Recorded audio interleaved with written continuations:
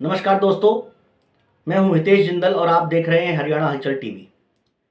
हरियाणा हलचल टीवी में हम बात करेंगे हरियाणा के तमाम सामाजिक, सांस्कृतिक, राजनीतिक मुद्दों की, जिनका आपके जीवन से जुड़ा है सरोकार, जो आपको प्रभावित करते हैं, जो हरियाणा की राजनीति को प्रभावित करते हैं। ऐसे तमाम मुद्दों को हरियाणा हलचल टीवी में हम विचार विमर्श करेंगे, बात करेंगे और आपकी बात को भी आपके नुमाइंदों तक पहुँचाएँगे।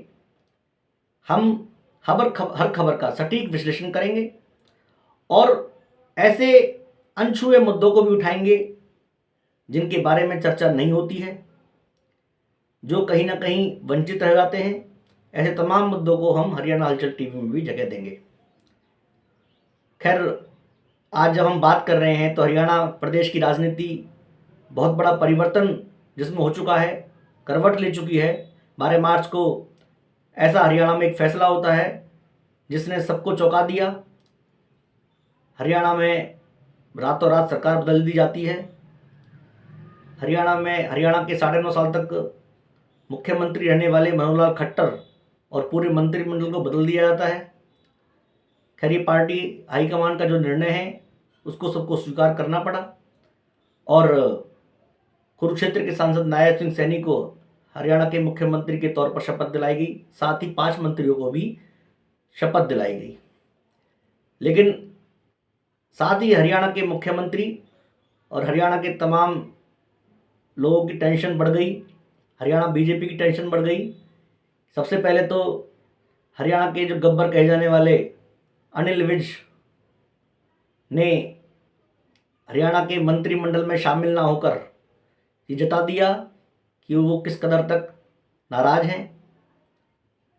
पार्टी हाईकमान और मुख्यमंत्री मनोहर लाल खट्टर, पूर्व मुख्यमंत्री मनोहर लाल खट्टर ने हालांकि ये कहा कि विज साहब जल्दी मान जाते हैं, लेकिन विज साहब ने स्पष्ट कर दिया कि मुझे कोई मनाने नहीं आया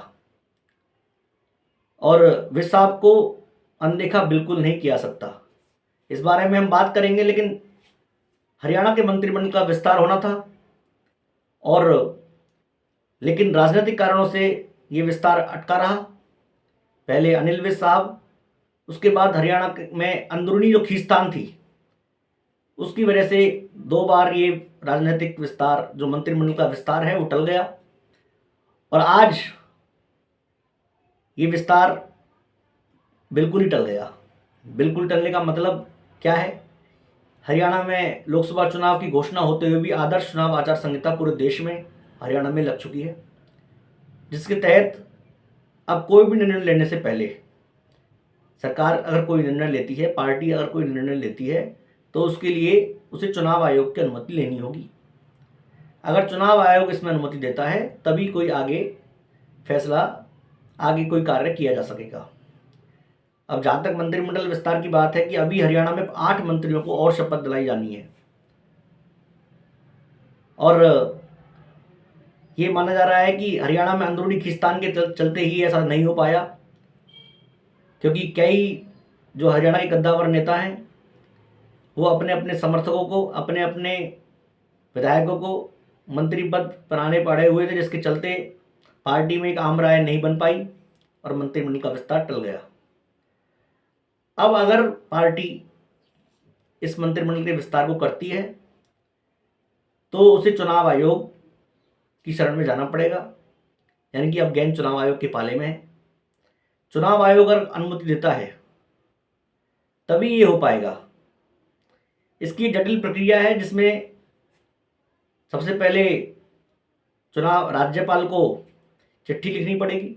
राज्यपाल इस चिट्ठी को चुनाव आयोग को देंगे, जिसके बाद चुनाव आयोग अपना निर्णय सुनाएंगे। हालांकि कुछ लोगों का ये भी कहना है कि इस मंत्रिमंडल के विस्तार में कोई अभी इतनी समस्या नहीं है। लेकिन क्योंकि जिस तरह से 7 दिनों के अंदर, जो हालांकि पार्टी का नेतृत्व कह रहा था कि हमने सब मंत्रियों के नाम फाइनल कर दिए हैं, तो आखिरकार क्या कारण है कि वो मंत्रियों को शपथ नहीं दिला पाए? तो अभी देखना होगा कि आगे किस तरह से ये बात बनती है। ये बात, एक महत्वपूर्ण जानकारी हमने आपको दी है। क्या ये 4 जून को के बाद संभव हो पाएगा या अभी कुछ दिनों के भीतर ही चुनाव आयोग से अनुमति लेकर हरियाणा में मंत्रिमंडल का विस्तार हो पाएगा, यह देखना अभी बाकी है। हम हरियाणा के तमाम मुद्दों को इसी तरह से आपके बीच लाते रहेंगे, आपकी बात हम करते रहेंगे। हमें दीजिए फिलहाल इजाज़त, और आप हरियाणा हलचल टीवी को सब्सक्राइब करना, शेयर करना ना भूलें। नमस्कार।